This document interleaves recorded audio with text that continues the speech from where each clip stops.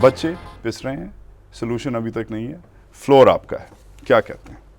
دیکھیے میں تو یہ کہتا ہوں کہ ہم تو جہاں اسلامی تعلیم کے جو ہے نا قائل ہیں اور کہتے ہیں اسلامی تعلیم مکمل ہونی چاہیے, جیسے آپ نے کہا میرا بچہ کہاں جائے, میں کہتا ہوں اس سے پہلے عصری تعلیم بھی مکمل حاصل کرنی چاہیے, میٹرک ہے, ایف اے بی اے.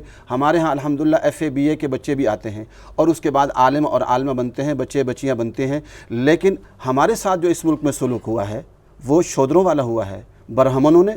یہ برہمن ہیں سارے کے سارے بنے ہوئے اور ہمیں شودر سمجھا ہوا ہے. ہمارے مدارس میں تنخواہ کیا دی جاتی ہے, آپ ان کی تنخواہیں دیکھیں. ہمارا ایک بچہ جو عالم بنتا ہے, میٹرک ایف اے بی اے بن کر عالم بن کر آتا ہے, اس کی اسٹارٹ تنخواہ 6,000 سے, وہ بھی اسلام آباد میں 6,000 سے ہم کرتے ہیں, ورنہ آپ پنجاب میں چلے جائیں 2,000 تنخواہ ہے. عالم matric pass, F A B A pass اور عالم 8 سال کی ڈگری حاصل کر کے اس کی تنخواہ 2-2.5 ہزار سے شروع ہوتی ہے, وہ بھی کبھی ملتی ہے کہ نہیں ملتی. یہ کس کا فیلئر ہے؟ یہ ریاست کا یہ ریاست کا فیلئر ہے. اگر قرآن و سنت کا نفاذ ہوتا تو یہ تفریق نہ ہوتی. آج تفریق کیا ہے کہ ہمارے ہاں بچے اور بچیاں ابھی بھی فاقہ کرتے ہیں جامعہ حفصہ میں, اور ہماری علماء اور عالمات کو جو تنخواہیں ہیں وہ 6,000 اور 3,000. مگر اگر ریاست فیل کر گئی ہے, کیا آپ پہ یہ رسپانسبلٹی نہیں پڑتی, یہ ذمہ داری نہیں پڑتی کہ یار اگر ریاست تو میری مدد نہیں کرے گی, ریاست نے تو میرے اوپر کمانڈو چھوڑ دیے تھے, ٹھیک ہے نا, ٹھیک ہے, آپ کی یہ نہیں ذمہ داری بنتی کہ ریئل ورلڈ میں اب دنیا چینج ہو گئی ہے, دنیا چینج ہو گئی ہے, لال مسجد چینج نہیں ہوئی, تو کیا یہ وقت نہیں کہ لال مسجد بھی ذرا سی اب اپنے آپ کو ذرا سا ڈیولپ کرے, ذرا ایکسپینڈ کرے؟ دیکھیے ہم نے پورے 10 سال کا سکول کا نصاب اپنے ہاں شامل کر لیا. میں نے کہا ہم میٹرک تک کا لازمی کر دیا ہے ہم نے اپنے مدرسے کے اندر. میٹرک تک طلباء کو ہم جو میٹرک سے کیا ہوگا دیکھیے مولانا صاحب, میٹرک کیا کرتا ہے؟ ہم سارے شعبوں کو نہیں لے سکتے.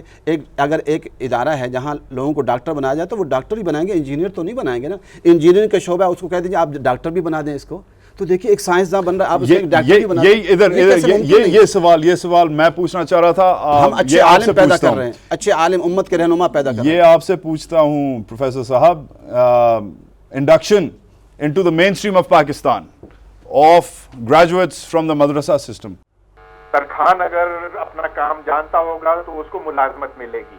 انجینئر, ڈاکٹر وغیرہ وغیرہ جو اپنا کام جانتا ہے اس کو پھر ملازمت مل جاتی ہے. اور کام جاننے کے لیے ضروری ہے کہ وہ شخص کو پھر اچھی تعلیم ملے, اور ایسی تعلیم ملے جو اس کام کے لیے موافق ہو. اب جو تعلیم دینی مدارس میں دی جاتی ہے اس میں شاید تھوڑا بہت انہوں نے اب کچھ اور باتیں پڑھانا شروع کی ہوں, لیکن ان کا سارا زور جو ہے وہ دین پر ہے. اور پھر مولانا صاحب یہ بجا طور پر شکایت کرتے ہیں کہ جو تنخواہیں ہیں وہ 2,000 ہیں یا 5,000 ہیں, 7,000 ہیں, کچھ بھی نہیں ہے آج کل کے زمانے میں. تو یہ اس بات کی دلیل ہے کہ اب ان مدارس کے نصاب میں تبدیلی لانے کی ضرورت ہے. اب بجائے اس کے کہ وہ بچوں کے اندر یہ خواب ڈالیں کہ انہیں دنیا مسخر کرنا ہے, ان کو یہ بتانا ہے کہ بھائی یہ چیز سیکھو تو نوکری ملے گی, تو پھر تم ترقی کرو گے. یہ ایک سوچ کا فرق ہے, اور جب تک ہم اس فکری دیوار کو عبور نہیں کرتے تو اس جھگڑے میں تو ہم پھنسے رہیں گے. اچھا پروفیسر صاحب, آخری مختصر ٹویٹر سائزڈ مجھے رسپانس چاہیے اور پھر میں اینڈ کروں گا مولانا صاحب کے ساتھ. یہ کس قسم کا نظام ہے جس میں آپ نے یہ جو آپ کی جنریشن ہے, ہماری جنریشن اور ہم سے بھی جو چھوٹے ہیں ان کے لیے چھوڑ دیا ہے؟ یہ اسلامی ہے, سوالیہ نشان. یہ سیکولر ہے, سوالیہ نشان. یہ کیپٹلسٹ ہے, سوالیہ نشان. یہ ریفارمسٹ ہے, سوالیہ نشان. ریڈکشنسٹ ہے, سوالیہ نشان.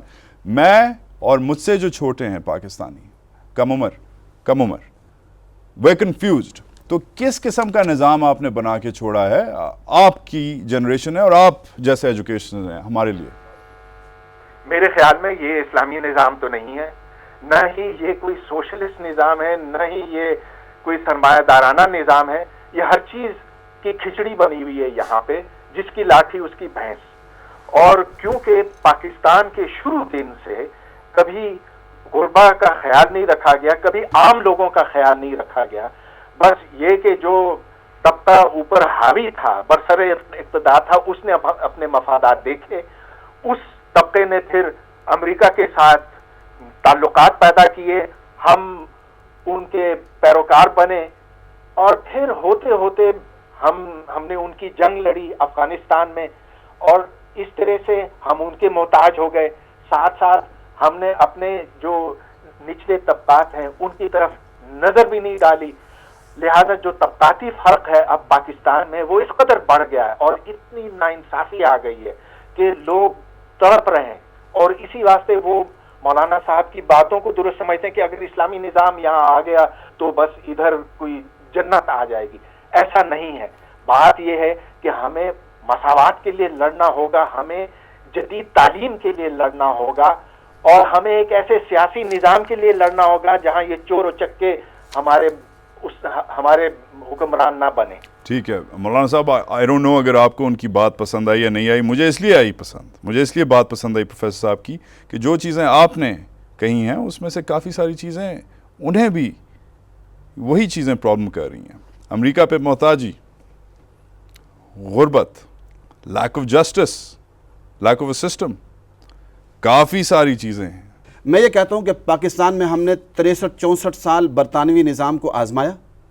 خدا کے لیے میں کہتا ہوں، اللہ کے لیے کہتا ہوں، پوری قوم اس پر غور کرے، ہمارے حکمران غور کریں کہ اس قوم نے اس کو آزما لیا برطانوی نظام کو.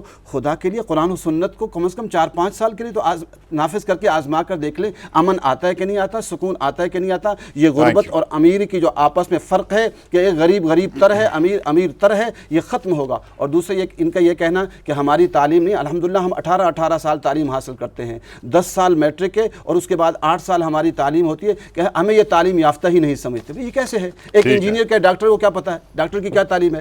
بھئی یہ ان کا شعبہ الگ ہے، ہمارا اپنا شعبہ ہے. ہمیں تعلیم یافتہ سمجھے یہ لوگ. بہت شکریہ. Thank you for a very tolerant debate Maulana Abdulaziz sahib, and thank you for enlightening us professor sahib. بہت شکریہ.